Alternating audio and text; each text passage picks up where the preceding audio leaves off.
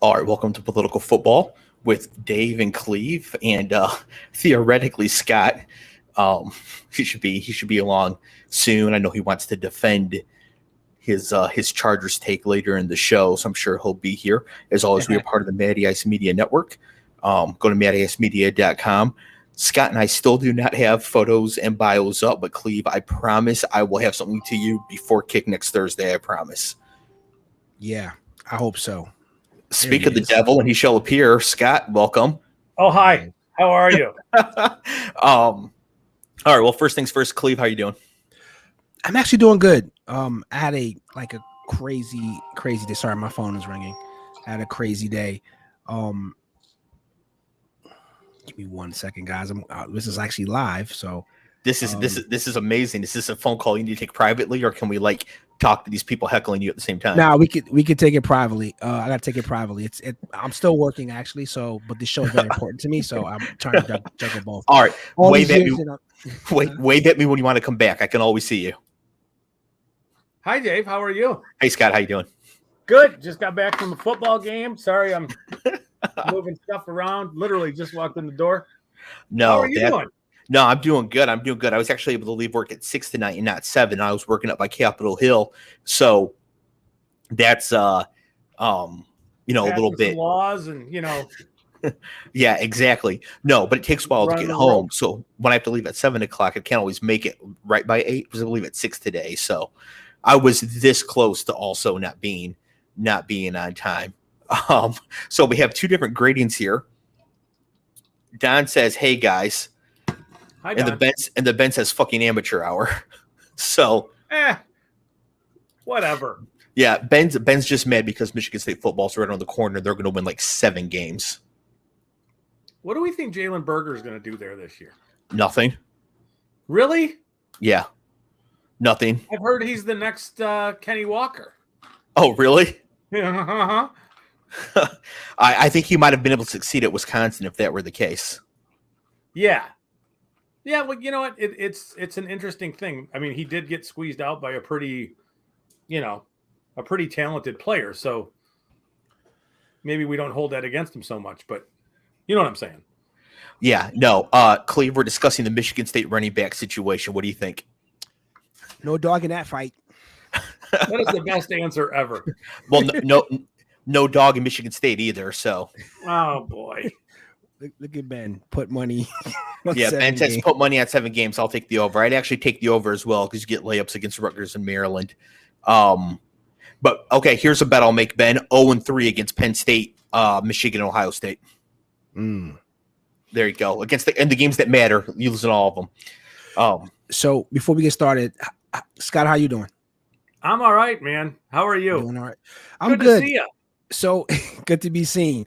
You know how this is final cut week for all the teams to make their rosters. I wish life was like that, where you get a 50. You get your hey, go see Dave. Get your playbook. Go see Dave.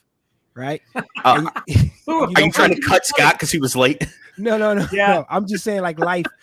Just life in general. This week has just been crazy. But I often think about how we make a living, right? And obviously we watch all these preseason games because I think we're all preseason guys, right? We watch to see who's going to make the cut, who's on the bubble, that type of thing. And I'm amazed that you guys picked up Studfeld, whatever his name is. Did you guys pick him up as your backup to golf? Did we? Yeah. Yes, we did. Yeah, the Niners cut him, and you guys picked him up today. So a lot of these guys are getting jobs right away. They signed that running back that Matt told us about to the practice squad. So he goes to show you how these opportunities are few and far in between when you can get them, even if you're a good pick at some point. But he's running back, so you guys don't value running backs. Not at all. Right? I'm in the old school of I love a running back. I wouldn't take him first round. I understand why now, but I love a good running back situation. But I just I wish we had in life we can have every year you get to pick your new friends or whatever. Hey, you didn't make the cut this year, so see you next year at tryouts. It's like the Purge, but non-violent. Correct, though. Man. So do you want to tell us who's not making the cut? Can we? No. In my professional life, which I can't air out here, my professional life, I have some coworkers that won't make the cut. Well, I'm getting married next year, so I guess wedding invitations are kind of like this, aren't they? Yeah, right. No, our Michigan reception, I think we're going to have, if I counted correctly, 9,000 people. So I don't actually think we cut anybody. So no, what do you mean Michigan reception? Are you going to have like a different reception? What's happening?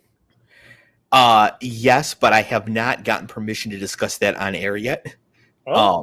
Sorry. It's not a secret. Like, people who know, but I don't have permission to discuss it quite yet. I think I want to get explicit permission before bringing it up. Cleve, do you know what the plans are there? Nah, I just got the invite, which is on my fridge. I don't know shit either. I guess we're not going to be invited to this party they're having. No chance. No chance. We didn't make the cut. See, and I was going to bring mac and cheese too. Fuck you, Dave. What's hilarious is that we don't even need mac and cheese. We don't even need mac and cheese. Where we're going, the food can beat mac and cheese. So nice. Anyways, so yeah, we are actually here to discuss the AFC and NFC West. Believe it or not, that is the reason that we showed up today. So, before we get into the teams, before we get into the teams, as I was going through and making my document, which I'll bring up here in a second, Cleve, I'll notice that there's like one bad team out of these 8 teams. Are there any teams besides Seattle out of these 8 where you're like, oh no, that team's going to be trash? Now, I think Seattle, the Geno Smith experience is going to start with Pete Carroll getting fired this year, or next year. I just don't know how Drew Lock couldn't beat out Geno Smith. I have ideas about how he can do that. Mainly because he plays quarterback, like he's like blind. So that'd be my guess. Scott, besides Seattle, are there any bad teams in these 2 divisions? Exactly. That's why I saved them for last. No, these are really. So. I mean, like the AFC West is loaded. Loaded. Mm-hmm. I could see Arizona maybe not being all that bad. Are they bad? You see them being bad, picking in the top 7. I don't think they'll be bad, but I could see them being. I could see them being a disappointing team that people think, what happened? Well, somebody's got to finish third. Right? Getting fired. Right. So that's sort of my point. Like, the reason why we picked these ones to go last is simply because of how deep with talent and ability these teams are. I'm going to go ahead and mute my phone there so I don't end up like Cleve taking calls on air. Awesome. So let's start with the Seattle Seahawks here. I'll go ahead and bring up their logo for the folks watching on YouTube. They'll be able to see the document that I have here. It's already been chewed. That's great. Exactly. It's a chewed piece of bubble gum to honor Pete Carroll in his final year as Seahawks head coach. Yeah, it's been coming for a while. It has been. Man, he is exceedingly overrated. And if it was not for Russell Wilson, he would have been out of the league 7 years ago. That dude is not a good coach. Yeah, so they had the whole Legion of Boom thing, and they had all that going on, but that sort of related with Russell Wilson playing on a rookie deal, and got to pay the quarterback. That was expected to happen at some point. Yeah, and then once you pay him, maybe let him throw the football. Let him cook. Right? Why would you do that? Yeah, exactly. So last year, the Seahawks go 7-10, which finishes 4th in the NFC West, which goes to show how good that division was last year because they got stuck with Geno for 5 games. And I think they went like 1-4 in those games. They did not do well. Now their Vegas win total this year is 5.5. Cleve, you said 6. You were right on the money. Mm-hmm. Just a nice read right into there. But I want to keep in mind, you said 6 wins for Seattle, which you've established is not very good. Correct. It was giving them the benefit of the doubt. Is that Schroeder? It is. That's I mean, and that was before they named their starting quarterback. Yes, and so you say I'm on the list here. They named Geno Smith the starting quarterback. Scott, what's up? I would like it known. The dog is in the room, so if I'm doing anything that looks fishy with like my hand, I'm petting the dog. Just saying. Okay. You want to see the dog? So I can. Yeah, mark the videos explicit on YouTube. Got it. Oh No, just I mean, she's in the room, and I'm not getting her out of the room at this point. Clev, do you not have any pets? How come you never have cats or dogs trying to get on stream? I used to have a little Yorkie. She passed about 4 years ago, and we decided not to get any more pets after that. But dog had zero respect for me. Zero. like that was the alpha in this pack, bro. Well, yeah, I found out you were a Jets fan and was like, you know what? Yeah. Just no respect to be had there. So the Seahawks, of course, traded Russell Wilson to the Denver Broncos. They got back Drew Lock, who's now their backup quarterback, Noah Fant, who's a decent enough tight end, some defensive end who I can't remember, and some draft picks. And it's like, did they just give away Russell Wilson for free, Scott? Well, what draft picks did they get? Does it matter when the players they got are all garbage? And Fant, I guess the players they got were garbage. Yes, I mean Drew Lock is like a guy you want to play poker against as an NFL quarterback, because at some point he is going to make a giant mistake, and he's just so loose the way he plays. But every once in a while, it's like, that's a nice ball. But you know what I mean? Like he's just not. I don't think he is disciplined enough to play. I don't think he's disciplined enough to not throw the football into bad situations.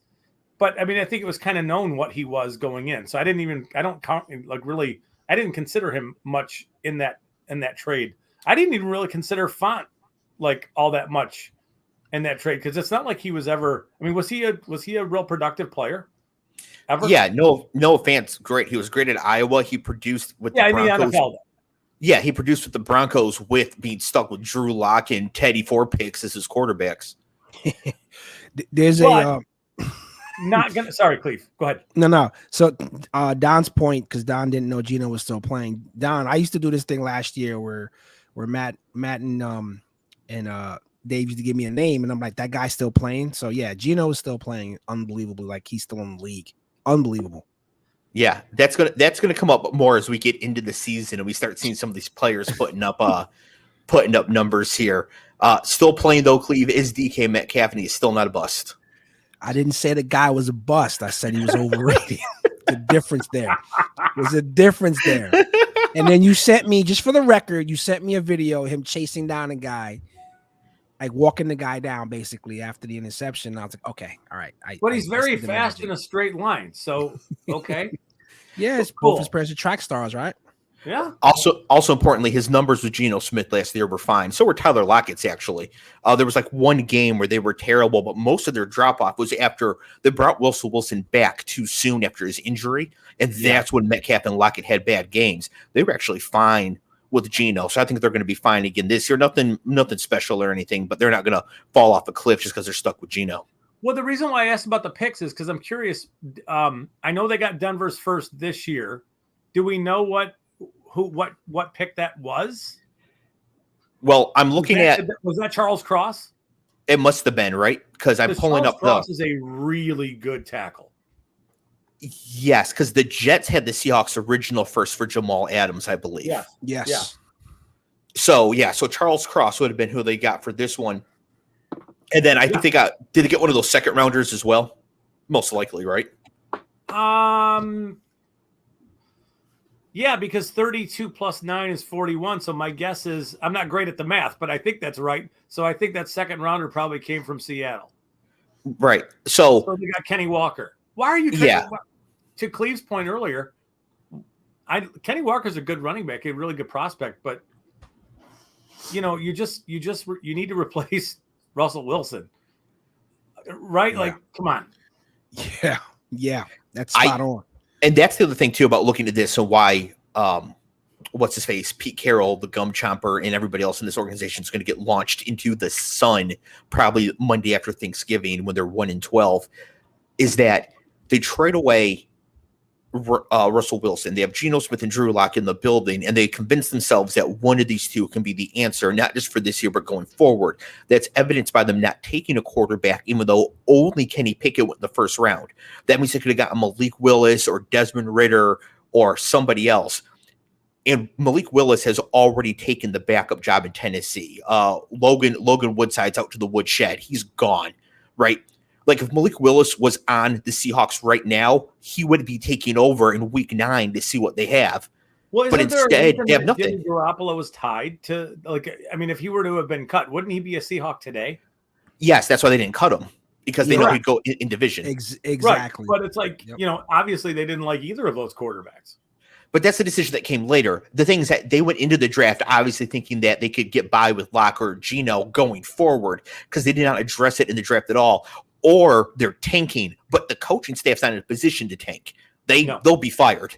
So there's no reason for them to be tanking. The owner could, I guess, but the coaching staff can't. So they must have thought on draft night that Drew Lock or Geno Smith was going to be the man. Okay, but on what planet is that a reality? What planet does Pete Carroll live on? I don't know. I mean, he was a very good coach at one time. Hey, Marlene. Yeah, you mean at USC? Possibly. All right, so the Seahawks, 4th place in this division. Next week, we're going to discuss in our predictions what team we think is going to get the first overall pick in the draft. Spoiler, I'm probably saying Seattle. I think they're terrible. So now looking at their offensive line, honestly, so Abraham Lucas is a really good player, and he is going to work for them as a right tackle. And Charles Cross is going to work for them. I mean, it's still got to play out, but it looks like they have the makings of finding the bookends for their offensive line.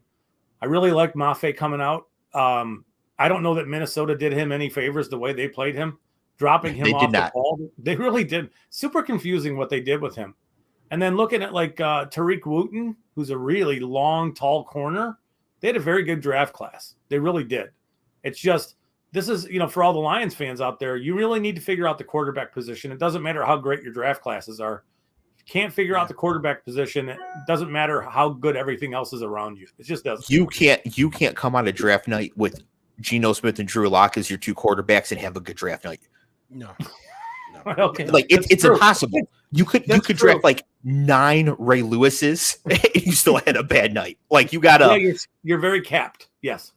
Yeah, and you're also pushing everything back a year without trying. And so Kenji makes a point here. He says maybe the Seahawks are saving to get a QB in next year's draft, but to get CJ Stroud or to get Bryce Young, they'll need a pick that requires the coaching staff to all get fired. Yep. Which is not a horrible thing if you're the Seahawks. You need to move on from them. No. I mean, the ownership might be tanking here, and they learned from Stephen Ross in Miami. Like, we're not going to tell Pete Carroll to lose games. We're just going to have him play Drew Lock. Yeah, I mean, you might not need to tell Pete Carroll anything. He's going to lose games for you anyway. Hey, we're gonna draft Kenny Walker, and we're just going to run. Okay, good luck. All right, third place in this division this year. I have the Los Angeles Rams. Wow. Right. Yeah. So, what is that? It's white rice. It's Cooper Kupp.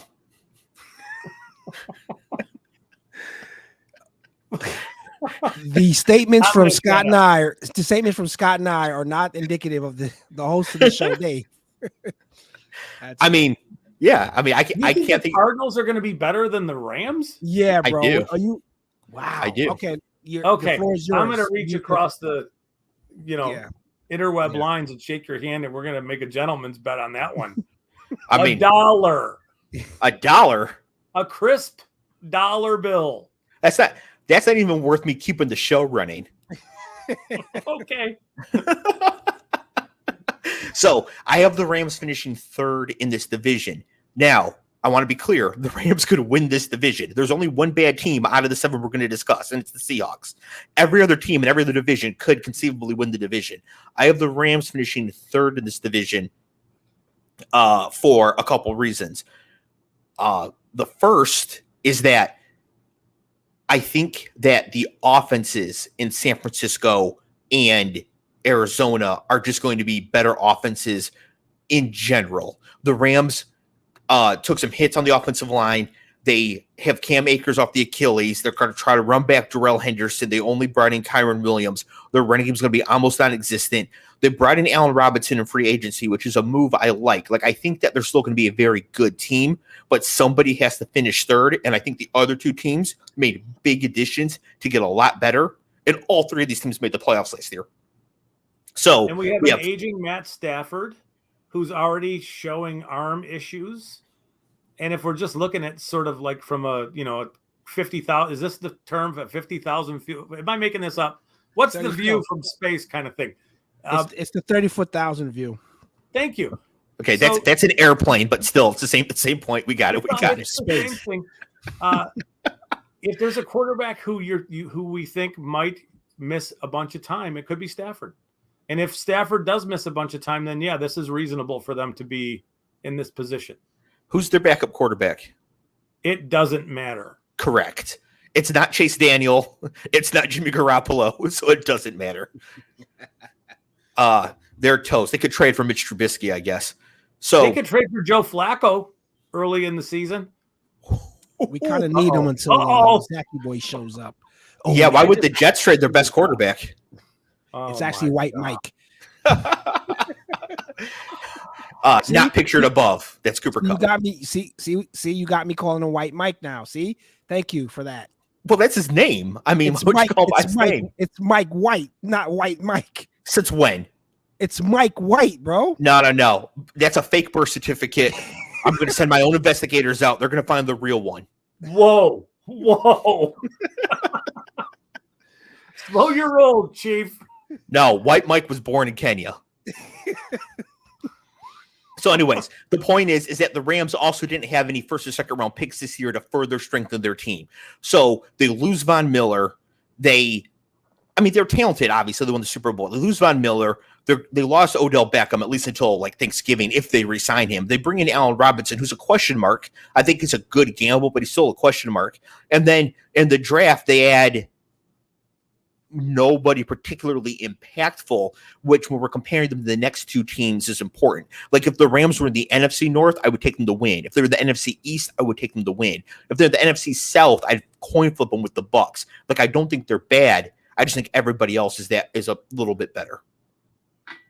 Well, everybody else took a bigger jump from where they were last year to where they are now. Yes. No, the 2022 Vegas win total was 10.5. Cleve, you said the Rams would win 14 games this year, so you are clearly in on the Rams.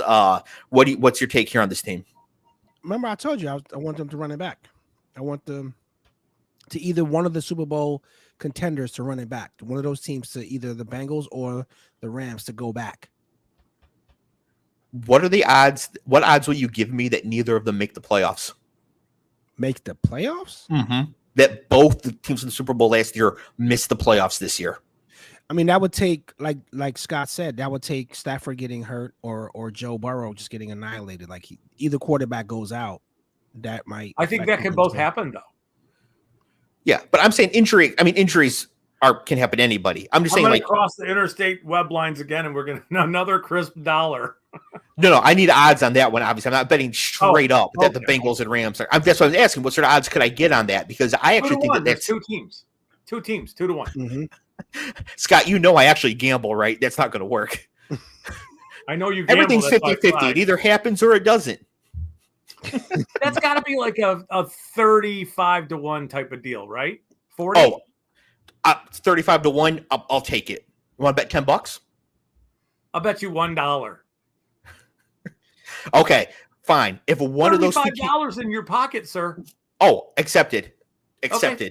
Accepted. Yeah, 35-1. There's no way it's that long. Is somebody keeping track of these wagers we're making? Oh, he is. I'm pretty sure. I owe him like a lot. Yeah, so we've got Clev owes me 7 sessions. And then Scott's gonna owe me 100 when Eli walks in the Hall of Fame after 5 years. So then he's owing me another $35 if both these teams miss the playoffs. So but that's all right. I'm in the Hall of Fame? Eli Manning, first ballot. And I have $100 on this. How? What? You bet $100 against me that he would not be a first ballot Hall of Famer. When did I do this? Yeah. When was this? This is on stream. So you are in trouble, sir. You gotta find that, bro. I have no memory of this. Likely story, huh? He will not be a first ballot Hall of Famer. Not happening. Well, all right. Well, we're gonna find you heard it here first. So, anyways, though, Cleve, the point is that you really like the Rams this year. Now, do you want them to win 14, or do you think they're going to win 14? I want them to win 14, but realistically, probably what Vegas has, maybe 9. Okay. Maybe 9. Yeah. Well, nine in this division might not cut it for the playoffs. Okay, so number 2 in the divisional, we got the split here of this draft class, Scott, we're not even going to get into it. Kyron Williams was good at Notre Dame, but ran like a 5.40 or something, so it doesn't matter.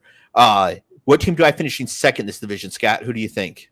It has to, if it's not Arizona, we're going to it's going we'll to be have to place a wager on it. Let's see here. It is Arizona. Yeah. Oh, I know it. It's playing right now. If you're listening on the podcast, wondering what Clev is laughing at, there's a link down below. We are YouTube live stream. You can watch us live on YouTube to see the logo for the Arizona Cardinals. It's just Kyler playing video games.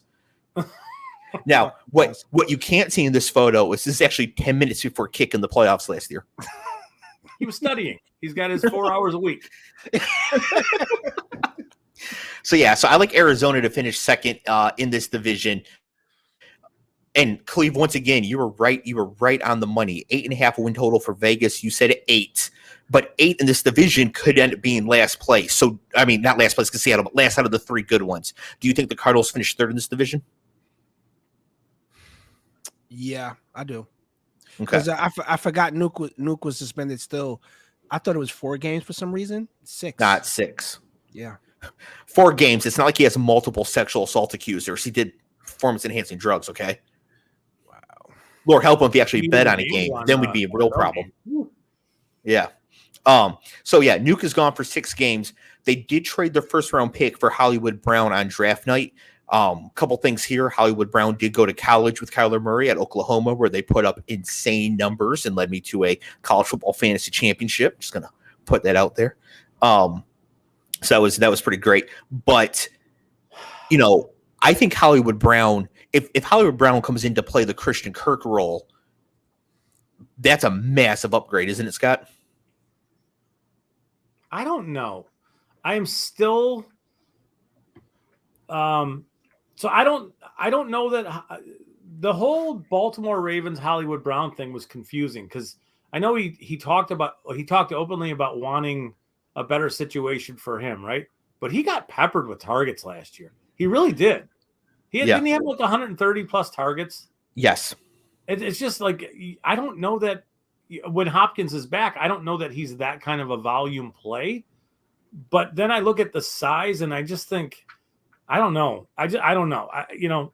They have very small receivers between him and Rondale Moore. And you know what I mean? Yeah, like, standing next to Rondale Moore, Hollywood Brown is Mike Evans.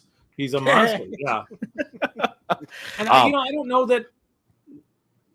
I don't know that I would have given up a first round pick for Hollywood Brown if I was Arizona. I understand why they did it. I just think the Ravens did a really nice job of taking advantage of a player, and I wouldn't have done it either when 20 minutes later the Eagles got AJ Brown for the same price. Yeah. That's what made that. I think that actually is what colors people's feelings about this trade, is that the Eagles turned around and got AJ Brown for the exact same cost that Arizona paid for Hollywood Brown, and then that obviously is a market error that they should not have committed. But I like Hollywood Brown. He's been efficient when he plays. Now, part of that's because Lamar Jackson is such a danger with his legs, but so is Kyler Murray. Yeah. So I think he's a good fit. I think he's a good fit for the team, and he wanted out of Baltimore too. So he played well last year. He wanted to trade last offseason. I know, and it's like, it almost feels like Baltimore. What I'm saying, I almost feel like Baltimore knew this was coming, so they really peppered him to boost his value, if that makes sense. Yeah. I know that doesn't make a ton of sense because that's not how you play. Well, they only had him and Mark Andrews. Yeah, but it's not like a team is going to say, these 17 games be damned. We're going to just load him up with targets so we can get a pick next year. But still, it helped them. He's a very explosive player. It's just, does he fit out there, and can he physically hold up? Because I think he is like their alpha for the first half of the season. I really do. I don't know. I don't know how that's going to work for him. Cleve, I have a question for you. Yep. Through the first 8 games of the 2021 season, there was a quarterback who had scored more fantasy points per game than any quarterback through the first 8 games of any season since World War II. Who was it? It wasn't Lamar, was it? No, it was Kyler. Really? Remember, the Cardinals ripped out to like a 7-1 start last year. They were doing great, and he got hurt. Clev. People like the end of the year, because the playoffs are the most important and it's the most recent. It really does sort of color how we judge these things. Yep. The first half of the year last year, Kyler was the MVP. The first half of last season, I mean, if he comes back to that same level again, and to me, you upgrade Christian Kirk to Hollywood Brown, even though this defense is not going to be good, they're going to be involved in a lot of fun games. That's why I think they're going to move up past the Rams. I just think that they got a bit more back. So let's take a look at their draft here. Now, nobody here really jumps out to me, Scott. Really, Trey McBride, of course, tight end, Colorado State, go Rams. So that's cool. But they still have Zach Ertz, the shambling corpse of Zach Ertz, but they have him for another year. Is there anybody else on here, Scott, that jumps out to you like, oh, that was a good pick, good value, good prospect? Cam Thomas is a good player, but middle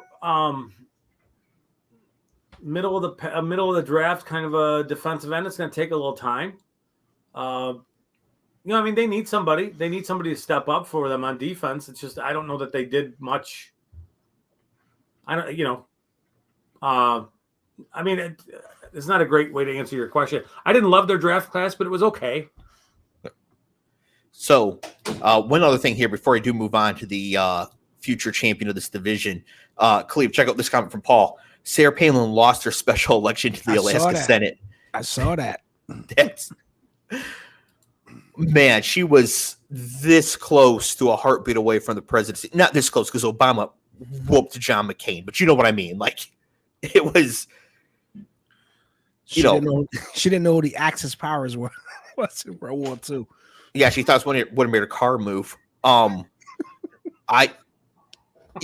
talk about like Trump and like all this and whatever, but these folks have been crazy long before that. Because Sarah Palin was bonkers, unqualified, and I had a coworker back in Michigan who was just like the most right-wing crazy person, definitely a Trump person now. I remember when she was named the vice president, gave her speech the next day at work, he was like, can she just be the nominee? And I was like, bro, your nominee is John McCain. You want her? So like these people have been crazy forever. I just wanted to put that out there. This is not like a recent Trump phenomenon. It's just he just amplified the crazy. Yeah. In a lot of ways, yes. Yes. And so I'm going to very terribly segue that, amplifying what was already there, to the San Francisco 49ers. The San Francisco 49ers have already had decent quarterback play, but now was the time. Now was the time. I'm not a believer. Here comes Trey Lance. Here comes Trey Lance. This year's NFL MVP. Next year, I'll be broadcasting the show from a yacht. Come on, Trey, one time. Let's do it. What is your roster ownership numbers on Trey Lance? In Best Ball Mania 3, it's 23% at an average ADP of a round and a half ahead or behind. So good to the good. And on DraftKings, it's like 22%, like 2 rounds ahead because he was going so low. And with the recent Jimmy G news, his price is coming down a little bit again. So I'm just going to keep packing those bags. But Cleve, the reason that everybody's so high on Trey Lance is that last year when he started a couple games, he played a little bit. Unlike Justin Fields, Kyle Shanahan actually called rushing plays for Trey Lance. When you took those rushing plays combined with his scrambling, like how often he scrambled, who was passing, to project him this year, even after like doing fancy mathematical regressions and other things I don't understand, he was still being projected for like 1,300 yards rushing, which is insane. Like he's not going to do that, but like that's where the projection was. In other words, his rushing floor is through the roof. On top of that, he gets to throw to Deebo Samuel, George Kittle, and Brandon Ayuk. And he's got a team that has a good defense and can win games with Jimmy G at quarterback. He could end up being just an average, the most average passer. He could be Tua as a passer. I don't mean accuracy. I mean like dynamic. Mm-hmm. And he's going to put up insane numbers. which is exactly what I'm looking for. Now, Ben is out here saying, is this a repeat? This isn't a repeat because Trey Lance has actually been named the starter this year, first and foremost. Should have probably been the starter last year. But unlike Seattle, they at least took a guy to have ready to go when their middling quarterback proved that he couldn't do it. So that's the bull case on Trey Lance. Cleve, give the bear case on Trey Lance. Week 5, Jimmy comes in. Week 5? Week 5, yeah. So their first 6 games, I know they open with the Bears. Pretty sure they get to beat up on your Jets in there at some point. But they open with like four easy games out of the first 6. I don't think they're going to beat us. I don't think they're. I'm being 100% serious. I don't think they're going to beat us. You do realize that they finished a game away from the Super Bowl with the Jimmy G last year. Yeah, but any given Sunday, anyone can win or lose, bro. Oh, it's a 50-50, right? Somebody's going to win, somebody's going to lose? Yeah. You said that like about 20 minutes ago. I got to pull for my boys. Come on, man. Okay, so we heard it here first. If the Jets play the 49ers this year, I just think you're salty because the Jets took Zach Wilson and Lance with the next pick, and this year you're going to finally see just how big of a mistake the Jets made in this situation. Now, Cleve, David, 2020. Yes, sir. Are you serious? Yeah, you don't take Zach Wilson over Trey Lance. That's insane. Let's hear Scott out. Dave's talking from a fantasy standpoint. Oh no, real life football. You don't take Zach Wilson over Trey Lance. It's nuts, absolutely bonkers. You don't take over Justin Fields either. You don't take Trey Lance over Justin Fields either. Also bonkers. But see, Zach Wilson for sure. Scott, talk to me, man. So Dave has had an irrational love for Justin Fields for a very long time. It's very rational, actually, but it's irrational. It's something we've gone over back and forth on. What is the deal with you and Zach Wilson? I mean, did he? I would crack a joke, but I don't know the family dynamic at play, and I'm not. I don't know. No. As far as I know, he has not made a pass at my mother. Yet. I mean, she's lovely. If they met, you never know. But I don't think that that's happened quite yet. No, the problem with Zach Wilson is that when compared to these other prospects, he's inferior in every way possible, except for production on the field versus Trey Lance, of course. But Zach Wilson put up huge numbers at BYU, which doesn't count. It counts a little bit. Yeah, Dave. That's inferior in what way, though? Like, which way are we talking? That's slighted. Trey Lance is bigger, stronger, faster, right?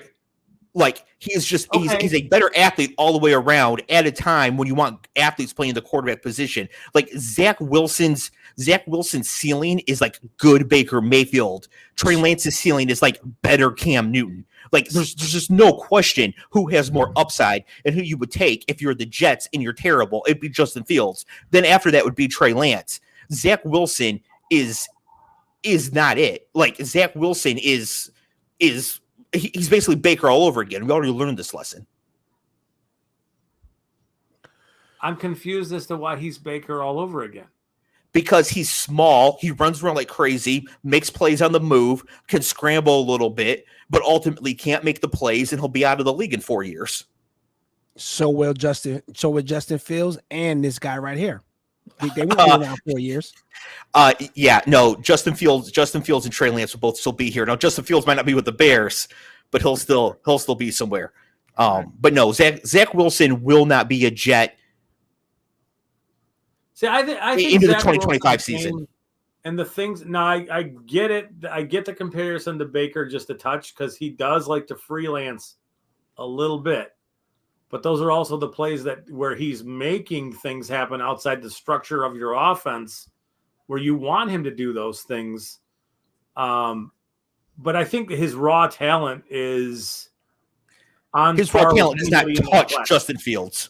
does not touch Justin Fields' raw talent. Justin Fields and Trevor Lawrence were the top 2 players in middle school, all throughout high school. They were the top 2 players in college. Justin Fields lost like 2 games at Ohio State. He beat Clemson. He beat Alabama. Had a 6.3-7 ratio and runs a 4.43. Like, right. So that's what I'm saying. Like, Dave, I brought up it was a mistake to not take Trey Lance and take Zach Wilson instead because Clev was saying the Jets were going to win. That's how we got over to that. Shit on Zach Williams. I'm sorry, Zach Wilson's college career, saying that it doesn't matter, but then you're jerking off these guys to their college wins. Well, for Ohio, yes, at Ohio State, yes, it does matter that you like beat Alabama and Clemson well at Ohio State. What I'm saying is that putting up gaudy numbers is important in college, but it didn't matter for Andre Ware and it doesn't matter for Zach Wilson because when you do it against nobodies, it won't matter for these 2 guys either. They got to do it in the NFL. I'm telling you, Jimmy G's gonna play ball for the 49ers this year without an injury. I'm thinking week 5. No, because this guy won't be able to produce on the field and he's going to be pulled. So he's going to get benched. He won't be hurt. He's going to get benched. Correct. Yes. 100% incorrect. 100% incorrect. Like, for one thing, again, a landing spot is important, right? If Zach Wilson had ended up on the 49ers, he might be in a stronger position because when you get the throw to Debo and to Ayuk and to George Kittle, that really helps. But there's no way to look at Trey Lance after what happened with Josh Allen and be like, we'd rather have Zach Wilson. When you say design runs for a quarterback in the league now, that's not a good thing. That's a great thing. You don't want these guys running. It's a great thing for getting knocked out. Production. Yes. It's a great thing for production. That's what makes Josh Allen so good. He is their goal line threat. You need to have a running threat from the quarterback position to free up a defender. I mean, that's exactly it. Within 10 years, within 10 years, there will be like 2 statuesque quarterbacks in the league. Did you not see like the 70-yard touchdown run he made against the Jaguars? Did you not see it? I'm not saying that Zach Wilson is not athletic. I'm not saying he's necessarily going to be a failure. I'm more bullish on Zach Wilson in general than Clev is. What I'm saying is it is insane to look at Zach Wilson and to look at Justin Fields and to pick Zach Wilson instead.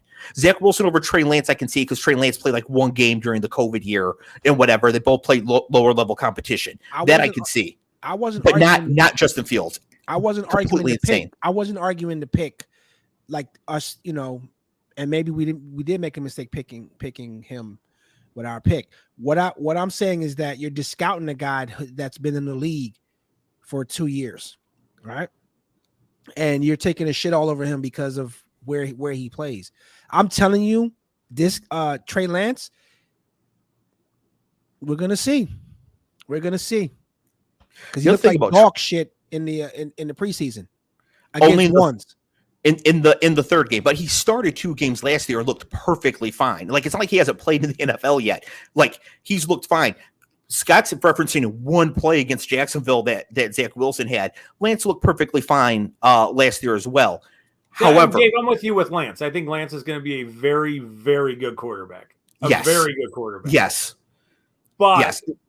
Especially because of where he is. Like, going to San Francisco really helps. Like, the coach is good, the talent's good. Like, the fact that he landed in San Francisco is important. The coach is good now because the coach went to a Super Bowl and an NFC title game with Jimmy G. I would say the coach is he can't be bad. He's not Pete Carroll. If Jimmy G had coached the Seahawks or quarterback the Seahawks for the last 10 years, Pete Carroll would have won 3 games. It didn't matter. The coach and Jimmy G couldn't make the throw when it counted. Yeah, coach called the play. Anyways, the point is a little bit of a tangent there. So the point is that the San Francisco 49ers are the best roster top to bottom in the division. They have a quarterback now who's an even better fit for what they were doing before because of the immense rushing threat. And not just like, oh, this dude can run. This guy is an excellent rusher of the football. He's a perfect fit for what they want to do. He reminds me of a lot. Seriously, like, this is a real deal. For me, it's like watching Steve McNair. Yeah, except faster. The heaviness, yes. A little faster, real heavy player. You can run quarterback draws with him. You can do a lot of those things, but people discount him as a passer, and it's like, I think it's early to be discounting. People still discount McNair. I know. Right. But so question for you guys. Would you rather have Debo at his ADP or Ayuk? And I think it's a no-brainer on one side of it. Well, I think it's a no-brainer too. So Cleve, Debo Samuel is currently going in the second round of fantasy drafts. Brandon Ayuk is going in the 6th or 7th round. Which of those two would you rather have given their price? I mean, I'll take Debo. See, for me, I would rather take Ayuk in round 4 than take Debo in round 4. I know. Well, Debo's never going to be in there round 4. Yeah, no, you know what I'm saying, though. I just think that I'm not, I think. Oh, you were saying like if they were evenly priced. No, I'm just saying right now, if I'm in a draft and it's the middle of round 4, I'm taking Ayuk even if Debo's on the board. If you're in a draft right now and it's the middle of round 4 and Debo's on the board, you've already won your league because you're drafting with morons. So congratulations. Go ahead and spend that money. That's fair. But my point is, I think what Lance does as a player and what their offense is going to be is a lot more conducive to what Ayuk is as a player and less than what Jimmy G turned Debo into, if that makes sense.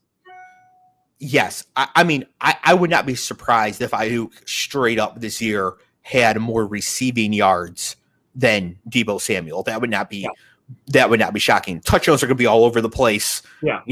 Who knows? Because that's just going to be a good team. But even further to the point for this division with having the 49ers as the champions here, it's a good division. If the 49ers, the Cardinals, or the Rams won this division, nobody would be shocked, right, Cleve? Correct. I'm lockstep with that. Cleve, a name you're going to want to know from the draft this year is Danny Gray out of SMU. He was a wide receiver that took him in the 3rd round. I think he actually ran the 40-yard dash in negative time. He's fast. Oh, shit. Guy's a blur. Drake Jackson is a really good defensive end. I thought he could have been a late round 1 player. Mm-hmm. A really, really good player. And then Tyrion Davis-Price is a great fit for what that offense, for that wide zone stuff that they run. I agree. They need another slow plotting guy who can't get yards out. They cut Trey Sermon. I think TDP is a great fit. I don't think Trey Sermon ever understood the scheme. I think that was a bad pick they made. Well, I've been talking up Ohio State for Justin Fields, so I can't say anything bad about Trey Sermon now, I guess, but I kind of want to. So, all right. So now we're going to get into the Tariq Castro Fields in the 6th round out of Penn State is a decent pick as well. He's okay. So into the AFC West. The AFC West is wide open this year. I legitimately think any one of these teams could win this division if things went right for them. But Scott, what team do you think I have in 4th place in the AFC West?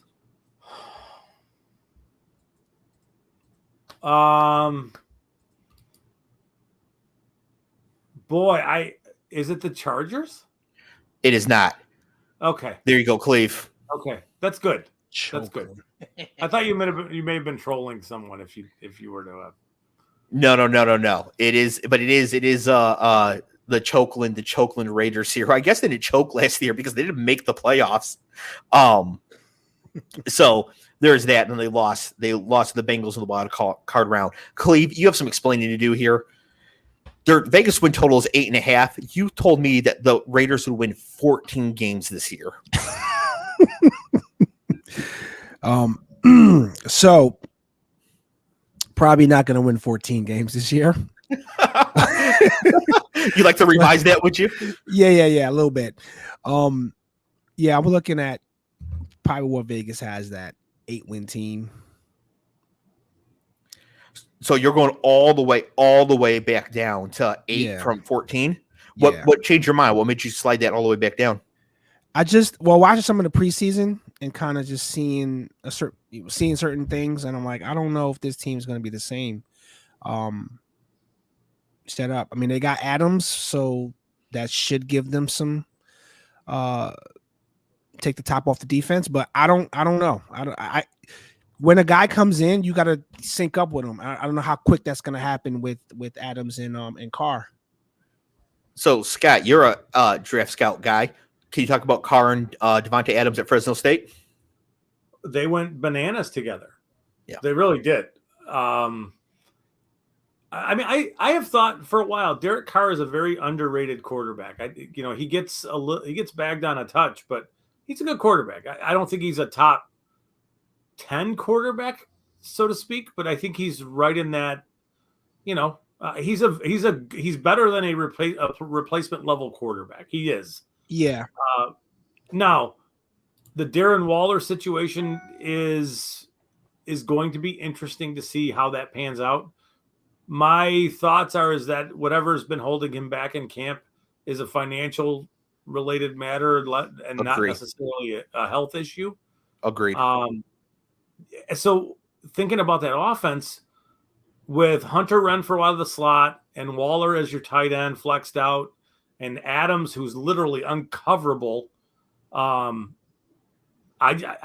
This is a team that could have a really, really explosive offense. It could. I just don't know that they're stopping anybody on defense. And in this division, when you look around, look at the offenses they're going to be playing against. Cleve, what do you think? What do you think about them bringing in Josh McDaniels to be head coach? No, that was a good move.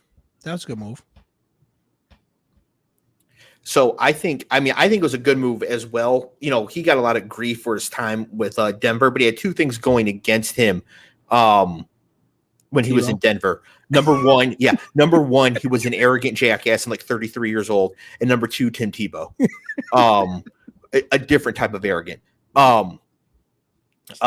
Patriots arrogance. Yeah. So, I was going to make a 2008 Florida joke, but I won't. So I won't. I'm just saying, I think I might still rather hang out with Riley Cooper than Tim Tebow. There, I said it. So, come on, feelings probably not mutual, but I think that he went back to New England, and I think he knew he'd get another opportunity. So he spent like 10 years learning how to be a head coach. Ben's killing me, bro. Yeah, Ben's so killing me. Ben says Cleve going from 14 to 8 wins is this podcast equivalent of Blake Masters' website. I just shaved off like 7. Did he scrub the site? He did. He scrubbed the site. Cleve no longer believes that there should be no wins at all, no exceptions for any reason. There should be no wins. Nope, he's walking that back. He no longer believes this. We don't need a full ban on wins, right? Context matters. You know what? I'm gonna give you the Jon Gruden apology. Did you see that? Did you guys see that? Tell me you guys saw that. I didn't. Did you see it, Scott? No. You guys got to see it. I might still have it. I might send it to you. He apologized, saying, "Hey, this was wrong, but I'm a good guy. I've been married 30 whatever years. Like I have black friends." Like, oh my god. No, well, he just. I'm being, but okay, it was on a level of that. Like it was like, I'm sorry, but not sorry. I'm sorry, I'm not sorry. I got caught. It was that. I just want to coach again. That's literally what he said. Okay. Yeah, I did see that. He said, but I'm a good person. And I think my eyes rolled back on my head so far that by the time they came back around again, the Twitter timeline had updated and something else was. And he also cried a little bit, which was, I don't know what that's supposed to do, but he was like begging for pity. I don't know. It was a weird apology. Well, there's going to be a jury coming up soon, right? Is that happening? Donald Trump getting indicted is going to be a great thing for Jon Gruden. Yeah, takes the pressure off. It sure will. Yeah, it is absolutely going to. So the Raiders. So again, the Raiders. I'm with you, Scott. I think they have a dynamic offense. I think Devontae Adams is good, independent of Aaron Rodgers. We might even see this year that Aaron Rodgers is quite a bit better because of Devontae Adams. So I saw like Devontae Adams this year quite a bit. Yeah, they're just the worst of 4 good to great teams, right? I think the Raiders are a favorite in like half of the divisions in football. So, I'm not really knocking them too much, but in that division, like if it goes off the rails, they can still finish like 4-13. It'd be good, decent.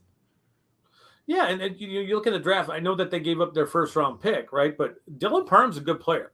He's a good interior offensive lineman, and Zamir White's very intriguing in that offense. He is. For the listeners who may not know, Zamir White, known as Zeus White, was a 5-star. Cleveland Zeus White was a 5-star number 1 running back, like top 5 overall player in the country coming out of high school. Tore both ACLs in college. Wow. Yeah. And so he never like quite got up and running in college. But I have a feeling that as he gets, away from the injuries a little bit, that the 4th round is going to be pretty low for him. And you know how I don't value running backs. Yeah. Wow. Yeah. Yeah, it's interesting. And for them to move away from some of the running backs they've had and not extend and not, Jacobs didn't get the 5th year, extension. So it's like, is White going to be potentially the guy? That's their plan. He's the running back of the. I mean, they'll probably draft another one in the same range next year, to get to. But yeah, he's definitely in the plans for the future. One thing I can confidently say: Thayer Munford is awful. Yeah, he is not a good. He is not good. But it's round 7. It's like yeah. You hope maybe you can coach him a little bit better, I guess. But he certainly has the size. But he was not good at Ohio State. Even when Ohio State was killing everybody, he was always a sore spot. The number 3 team I have in the division is the Denver Broncos. Cleve, what do you think about that? Yeah, I'm cool with Russ. So the Broncos finishing 3rd in division. Vegas win total 10. Cleve, you have 9. So you're about right there with them. Do you want to scale them back 7 wins as well, or are you going to leave them where they're at? No, I'm gonna leave them where they're at. All right. So last year they go 7-10, 4th in the AFC West. Ignore them, made the playoffs somehow, got destroyed by Kansas City. That is left over from whoever was there last week. Who made? Oh, Pittsburgh. This must have been Pittsburgh's spot. So ignore that. The Broncos definitively did not make the playoffs last year. My apologies. So they stole Russ Wilson from Seattle via trade. We discussed that earlier. They finally fired Vic Fangio, and they brought in Nathaniel Hackett, the former offensive coordinator for Green Bay. Cleve, my question is, if the offensive coordinator for Green Bay, is that a person or is it Aaron Rodgers? It's Aaron Rodgers. Right. So, is this another Adam Gase situation? Most likely, yeah. Yeah. I mean, it's possible. Scott, what do you think?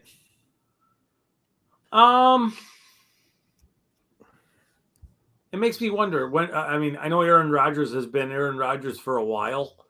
When was Hackett? When was he last the OC for Green Bay? Last year.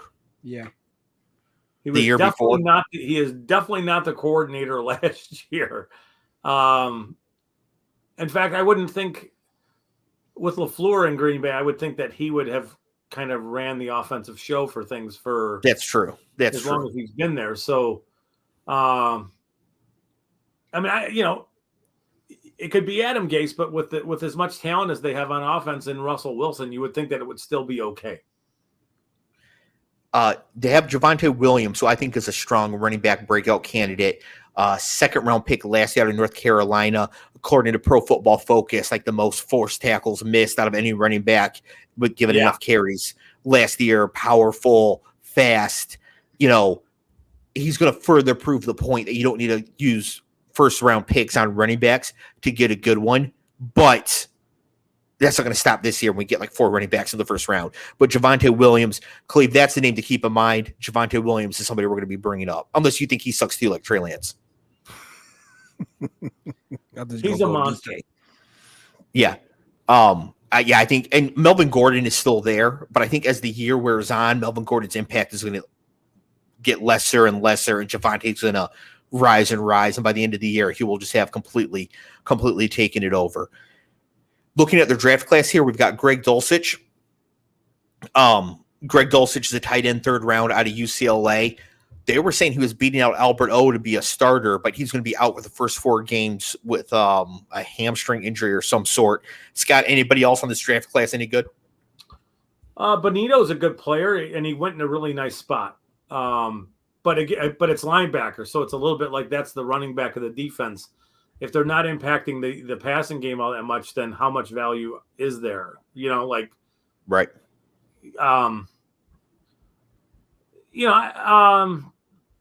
Mathis was a good cornerback. again, it's not a great class. It's not a great draft class. If Dulcich comes in and next year maybe unseats Albert O kind of thing, okay, that's cool. But this is an offense that's ready to roll. You know what I mean? So, it should be a very good team. It really should be. Yeah, I think so too. Defense is good. They have Patrick Surtain the second, who is a hit, which is good for them because they passed on Fields for him last year, but it looks like he's gonna work out. Yeah, he's a good player. Yeah, a little bit. Not like Fields. Now I remember. Shut up, Scott. I do remember. Last year in the preview, I did say that at every point in their career so far, Surtain the second was better than Surtain Senior. And I think that's going to end up being the case. Like, he's better in high school, he's better in college, he's better as a rookie. I think he's just going to keep going. I think Junior is actually going to be like a real top level corner. Okay. We have 2 teams left in the best division of football. Cleve, who do I have finishing second in the AFC West? Is it the Chargers? Scott, who had it finishing second in the AFC West? It's the Chiefs. It is, in fact, the Kansas City Chiefs. Yeah. Yeah, this is this was a scary pick. Total. There you go. Yeah, Cleve nailed the win total again. 10.5 from Vegas, 10 from Cleve. Cleve, I can't believe you're not just betting these things, just crushing these win total bets. You put me on the spot because I had no way to look at this. Like, remember, we did this on the spot. It was like no intel, no anything. You just like, hey, give me the win total. Remember? Yeah, but here's the thing. I'm going to do it again next year, but you'll forget. It's going to be on the spot again. I'm picking helmet colors. Yeah. And besides, what were you going to be doing? Fighting off snakes in these apartment units while looking up the win totals? Boy. No, you would have shown up anyways. Oh man. So the Chiefs had a very adventurous offseason. They traded Tyreek Hill to Miami for numerous good draft picks, and what I thought was a fantastic trade, actually for both sides. I thought it was a good trade, but amazing for Kansas City to get out from under that as Tyreek's getting a little bit older. They signed Juju Smith-Schuster, Marcus Valdes-Scantling, and Ronald Jones in free agency. My last note for this team is that Travis Kelce does turn 33 this season.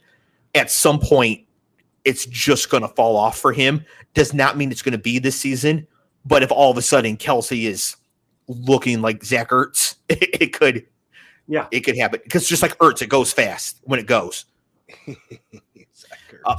So, Cleve, what are your overall thoughts on Kansas City this year? Yeah, I'm gonna stay right where I'm at. I'm gonna keep that locked in with Vegas. Okay, so right now you do have the Chiefs winning the division, but we'll see when we get to the Chargers. Since you moved the Raiders from 14 down to 8, shaved off 7.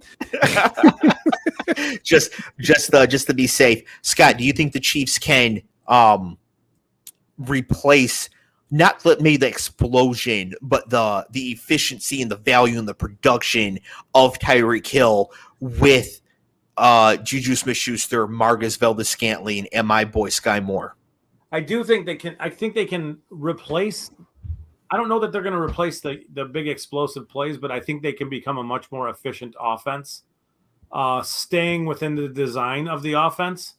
It's kind of like it's some of the talk is that so Tyreek Hill comes with a lot of drama and there's a lot of stuff that you have to deal with on a daily, a day-to-day basis with him. But one of the things that happens on the field is that Mahomes gets enamored with trying to extend plays, feeling like at some point in time Tyreek Hill is going to get open. And that at times imploded their offense. So now you've gone to what it looks like it might be more of a dink and dunk kind of an offense, if that makes sense. I mean, Sky Moore's still going to be a vertical threat, but Juju out of the slot should be a very productive player. So it's I think they're looking to kind of pull the reins a little bit and to get Mahomes and company to be a little more structured. So I think if he buys in there and he does those kind of things, I think they could be a more efficient offense. I do. Cleve, Juju Smith-Schuster is only a year older than Velus Jones. Really? Yeah, remember the rookie for the Bears? Yeah. I had to get a kick out of that. Okay, I have a trivia question for you guys. The chat can go ahead and put up a guess as well. So we see Sky Moore here goes in the second round, wide receiver from Western Michigan. Sky Moore was also only a 3-year player. He left school as a junior. So here's my question. Who is the last wide receiver in the NFL to be drafted in the first or second round, to be a 3-year player, and to come from outside the Power 5 or Notre Dame? 3-year player, wide receiver, first or second round, third-year player, group of 5 school. I mean, this is or whatever. This is current era, or are you talking whoever the most recent one is? Oh, okay. Yeah. So who? Because there's tons of wide receivers drafted all the time, right? Have we already talked about him? Possibly. I'm going to give the chat a second here. Cleve, do you have any guesses? 3-year player, group of 5 school, first or second round wide receiver. See, where it gets me is the schools. Like, if it ain't one of the big schools, I won't know. Mm-hmm. It's not going to be like Ohio State or Notre Dame or Michigan or anything like that. But So Paul cast Antonio Brown. Antonio Brown was a 6th round pick, I believe. Yes. Although he did go to Central Michigan. Was he a 3-year player or a 4-year player? I can't remember. But he was a 6th round pick. No. Okay. Cleve, the answer is Devontae Adams. 2014. Wow. It is exceedingly rare for a player from a group of 5 school as a wide receiver to go after 3 years and get drafted in the first or second round. It almost never happens. So we finally get it again here with Sky Moore, who is a very good prospect in his own right. He gets to go be paired up with Patrick Mahomes. Tyreek Hill is out of there. I put him in all caps because here's what's going to happen. Trey Lance is going to win NFL MVP. Romeo Doubs is going to win Offensive Rookie of the Year for Green Bay in the NFC. Sky Moore is going to win it in the AFC. And I am legitimately doing the show from a yacht. The Sky Moore bags are packed. I was ecstatic during the draft when where he went. Ben asked where Adams was out of. Adams went to Fresno State, where he played with Derek Carr. Yeah, Derek Carr. Yeah. So the Chiefs had a huge draft. McDuffie's a good player, but Karlaftis could be a very, very effective player for them. Obviously, Sky Moore, but then the Cincinnati safety. Leo Chenal, linebacker from Wisconsin, big, huge dude who is as physical as you get. And some of the training camp stuff's been awesome to watch. Yeah, he's a slow Leighton Vander Esch. He's just so physical. Like, you're 310-pound guard. You want to try to block me? Come on. You know what I mean? I'm just going to wreck you. Darian Kennard's a good player. Pacheco, everybody seemed to want to go nuts about him in the preseason, but I don't know what's going to end up with him. But so the draft class. Yeah, so the deal with Pacheco is that he was the second running back into games during the preseason, ahead of McKinnon, ahead of Rojo. And it's clear that he is Clyde Edwards-Hilaire's backup, and we all know CEH is not good.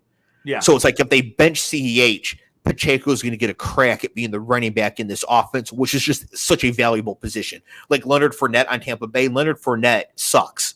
But the running back for Tom Brady, if you can catch passes, is a huge role. Like James White, it's just a massive role. Running back on the Chiefs, because you're going to be in the red zone, you're going to be in scoring position so often, is a massive role. So anybody who could get it is going to get some hype. And so that's a lot of the reason for the hype around Isaiah Pacheco, even though he went to Rutgers, which I know Cleve likes, but he didn't do anything really in college. But he's like 5'11", 216, runs a 4.39 or something. Yeah, I don't know. I have trouble seeing him run ahead of like even McKinnon right now. I just do. I don't know that he's number 2 there. But McKinnon's not going to be your first and second down running back, right? But he is running ahead of Rojo, which means if something happens to CEH, Pacheco takes over the CEH role. I think you'd be running ahead of Rojo. Well, I'm passing downs for sure. I can catch. And pass block, I'm sure. I can at least throw myself in the way. I wouldn't go like full like Matador, just getting out of the way there. So that means that, of course, the champion of the AFC West we have as the Los Angeles Chargers. Let me get down to our logo here. Oh man.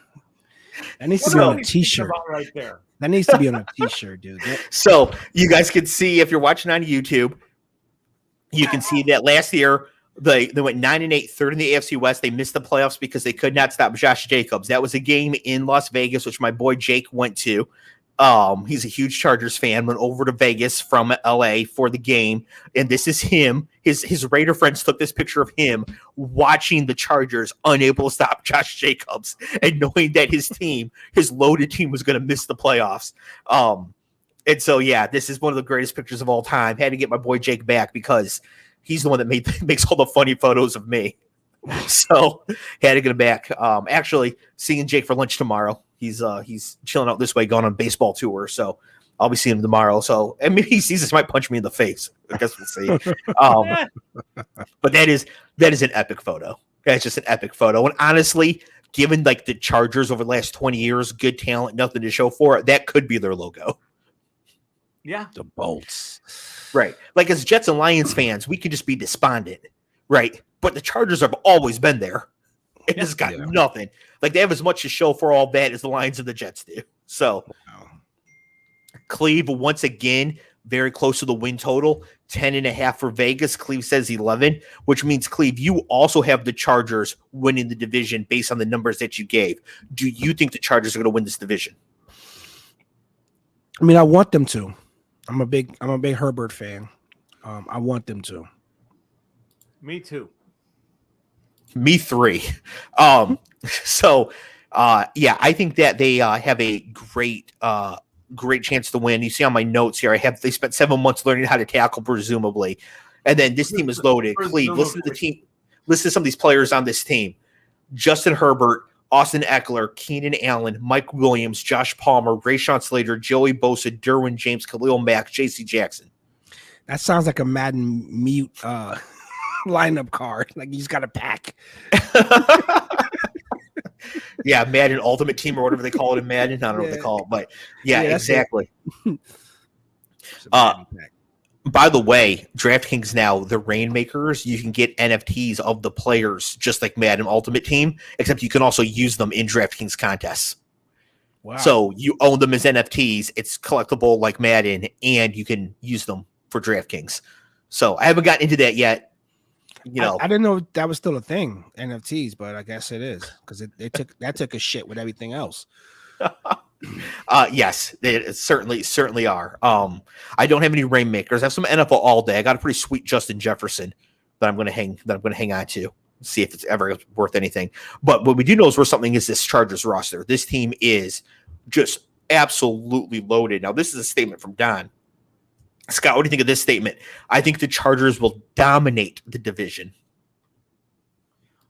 I've thought that that one of these teams is going to just not roll over the other teams, but we think this division is so good. It is possible that one of these teams does separate quickly and stay there, right? I mean, it is. So the Chargers are as talented as I think any team in the NFL. It's just does it all time up for them, and it could. Yeah, and that's the other thing too is that like when you get teams that are evenly matched, it's not insane for a team to destroy the other one or sweep them in the season series or something like that. That's not out of the. It's not even like an insane possibility. No. So, and then, Ben makes a good point here. Says, I don't mention a lot. I've been a Chargers fan since Junior Seau. That's true. That's not a secret. I was a huge Junior Seau fan as a kid. Still am. Love Junior Seau. Chargers were definitely my AFC team. Don and I went to San Diego, saw a preseason game, saw some Padres games. So I do really, really like the Chargers. Always have. But I can only take so much heartache, and it's hard enough being a Lions fan. I can't have like two teams that never win anything. Like my second team's gonna have to be somebody who can win something. And since I live in the DMV now, that's why we're going with the Ravens as the AFC side. So then their draft class here, not big by any means, but I think really good. I think Zion Johnson is just an absolute plug and play starter guard. Without a doubt. Just put him in. Probably going to be in the Pro Bowl in like 2 years. His ability to move and stay square is just ridiculous. He's so good at it. Yeah. Cleve, I have a scouting question for you before we get out of here. Number one, would you rather have a running back that is productive in college but comes to the combine or runs like a 4.61, or doesn't do crap in college but shows out at the combine? See, I'm not a big fan of the underwear Olympics. That's what I call the combine. I'll take the college situation. Because that's what we have here. Isaiah Spiller versus Isaiah Pacheco, the battle of the Isaiahs in the division. Isaiah Spiller was very productive at Texas A&M. Then he comes to the combine. I think he really did run like a 4.61, Scott. Okay, who cares? It doesn't matter. I mean, 4.6 is plenty fast enough for a running back. It just is. Is it against NFL linebackers getting the edge? It is. It is. Is it 4.6 slower than Hutch? No. Oh, okay. No. He ran like 4.7 something. But the point is that if you're a running back and you're efficient with your feet and you have good vision to see things opening up before they actually open up, you're a little quicker than another guy who might be faster, but a guy with lesser vision. It's a little bit like the safety who takes false steps. Yeah. Right. I don't want the 4.38 safety if he's taking false steps. Give me the 4.5 safety who doesn't. Same thing with the running back position. And a lot of it is scheme. Like, if this guy's 4.6, but he's elusive and he's got great contact balance and he can make guys miss. What does the 40 mean all that much? I mean, you know what I mean? It's just, there's so much involved that the 40 is not necessarily the best measuring stick for running back. And the thing about the 40 that I never liked is it's a straight line. It's just it's top end speed. You know, it's not what you guys talking about coming out the A gap or whatever. Like it's like, can he jump cut? Can he see something open up? Can he accelerate through the hole? Yep. A straight line. So many other things. Yeah. So the 40 time does impact your home run ability. Like Isaiah Spiller's never going to score an 85-yard touchdown. Like it's off the board because somebody's going to run him down from behind. Sure. Yeah. But I do agree that, like, in general, playing running back, it's not there. But having those ceiling outcomes when it hits is also pretty important. So I'm with you guys. I think I'd rather have Isaiah Spiller than Isaiah Pacheco as well, but we're going to get to compare this. We're going to see both of them sort of in backup roles for good offenses, and it's going to be workout warrior versus, like, I want to look at Austin Eckler's 40 time. We don't think he's slow, do we? Yeah, he's not a burner though. But he's not a burner, but he's got to be faster than 4.61. Yeah, but I would guess he's somewhere in the 4.5s.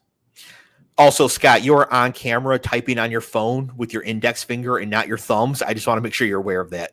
I'm fully aware of it. Between you doing that and Cleve saying I thought NFTs weren't a thing anymore, this is going full boomer hour. Who fucking types with their thumbs, bro? What the fuck? Is that a thing? Is this better?